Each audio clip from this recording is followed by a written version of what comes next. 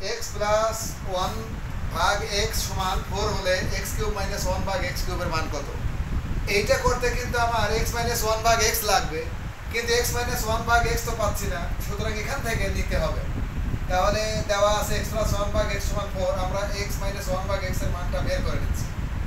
এটা সমান দিচ্ছি ডাইরেক্ট a সূত্র দিচ্ছি a plus b whole square minus 4a। দেখো এইটার মান কিন্তু 4 দেওয়া, 4 স্কয়ার মাইনাস 4, এটা কেটে গেল। তাহলে 4 4 16, 16 বিয়োগ 4 তাহলে কত? 12। 12 কে রুট করলে কত হচ্ছে? 3 4 12, 4 রুট 3। 12 কে রুট করলে ভুল হয়েছে, 12 কে রুট করলে কত? 4 কে রুট করলে 2, 2 রুট 3। এই 2 রুট 3, 2 রুট 3 কিন্তু আমার এই জায়গায় লাগবে। তো মাথায় রাখো যে x মাইনাস 1 ভাগ x এর মান 2 রুট 3। তাহলে